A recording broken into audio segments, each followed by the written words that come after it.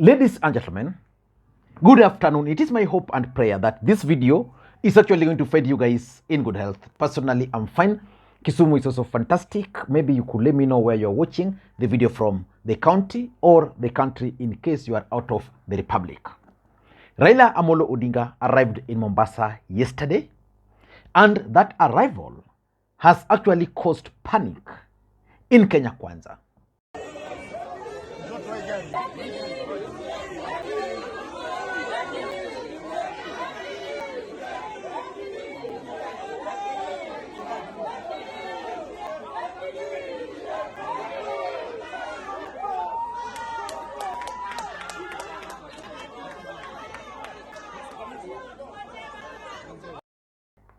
Raila Odinga is expected to hold a major political rally later today in Likoni. Now, according to the program which has been shared by his team, let me just get it. According to the program which has been shared by his team, Raila Odinga is supposed to meet at 8 a.m. He was expected to meet with Coast ODM delegates at Wild Waters. That has already ended, that meeting.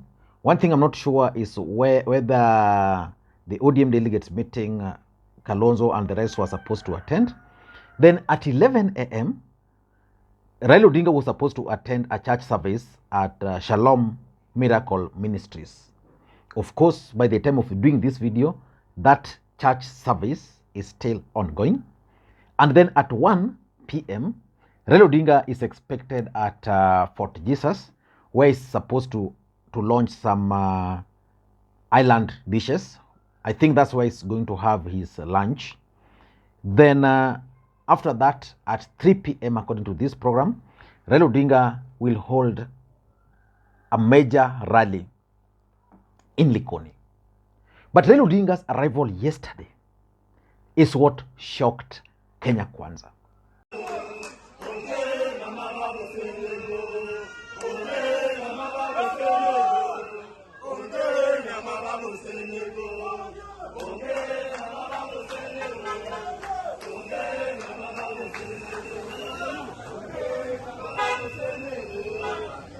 Baba Raila Odinga, I might be away today as you hold a normal baraza in Mombasa County, Likoni sub-county.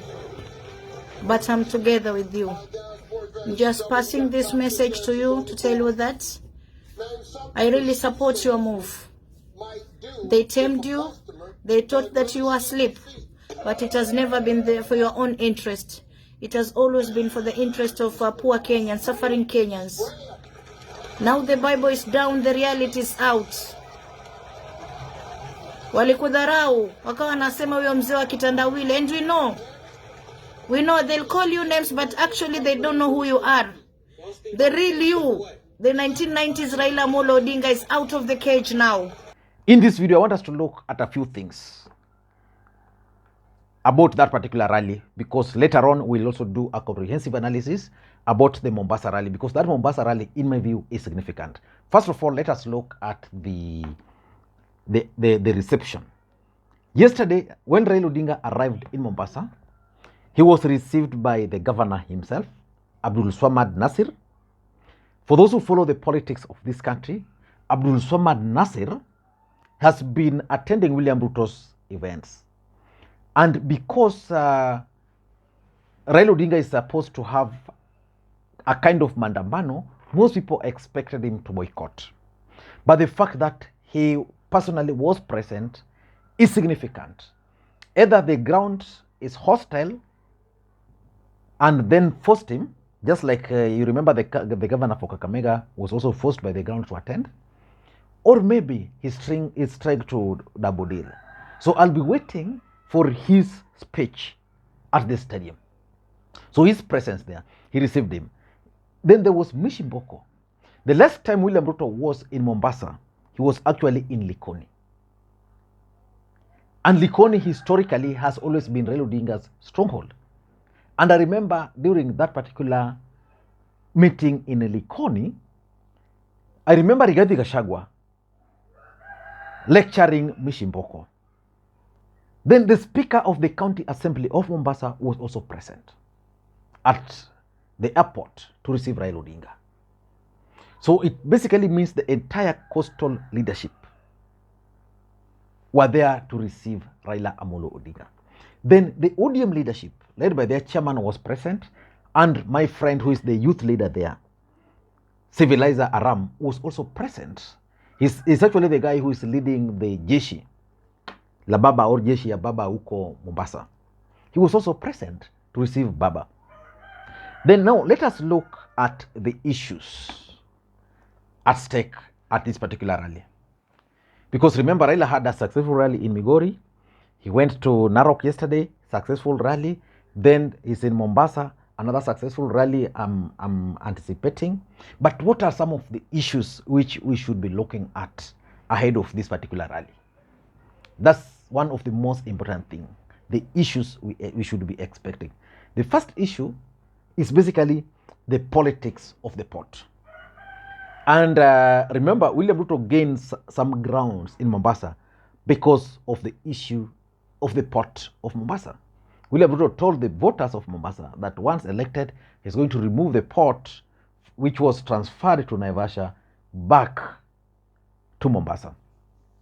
Has that happened? We will be able to hear what they are going to say. But William Ruto and Kipchumba Murkomen gifted Raila Odinga with something for this particular rally: the appointment of William K. Ruto as the new managing director of Kenya Ports Authority. You know, that appointment of Ruto as the MD of Kenya Ports Authority by Kipchumba Murkomen actually became a matter of discussion on Twitter. I'm certain, because our country is a political country and it's a tribal country, it's going to find its way. A few guys are going to talk about it. Of course, the gentleman is qualified, that's guaranteed, but the people of the coastal region would have wanted a situation where one of their own is actually the MD of the port. But William Ruto, being the President of the Republic of Kenya and a Kalenjin, would not want the port to be managed by someone who is not his Kalenjin tribesman, because the port is a very big issue as far as politics is concerned in the coast.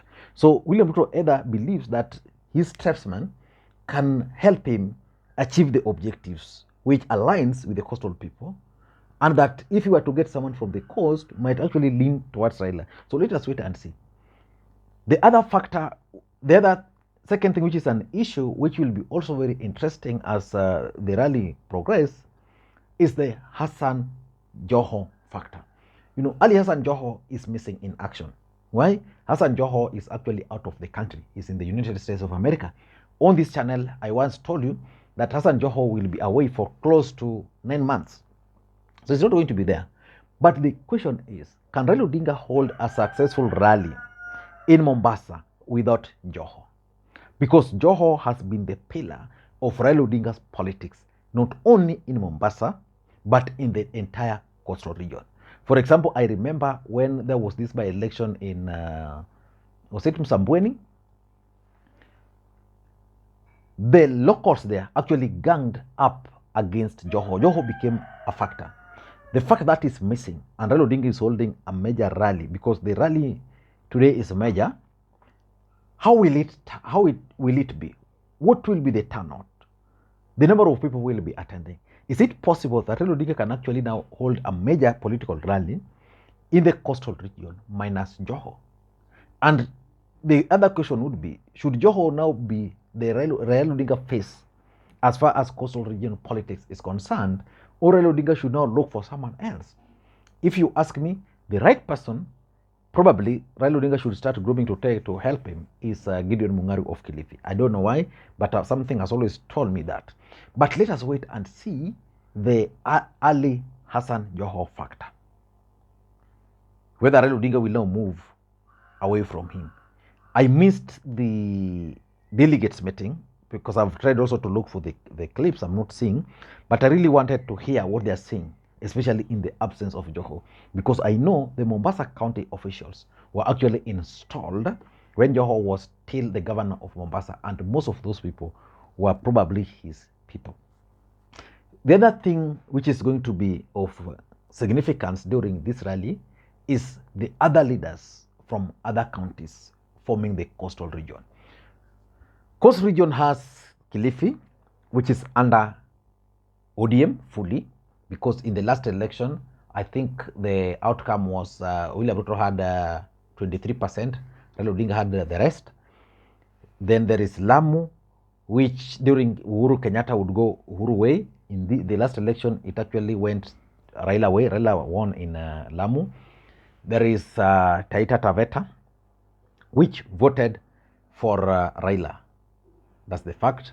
Then there is Kwale. Kwale voted for Raila, but the governor and most MPs went to Ruto. I've never understood why.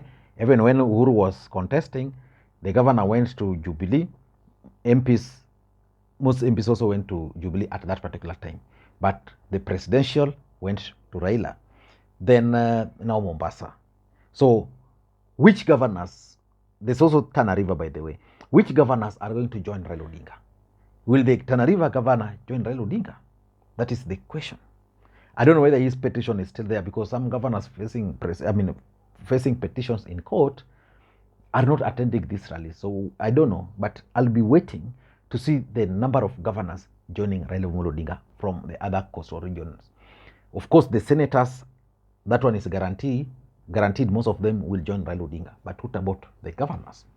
So that's something we'll be looking at. The other issue here is the ODM factor.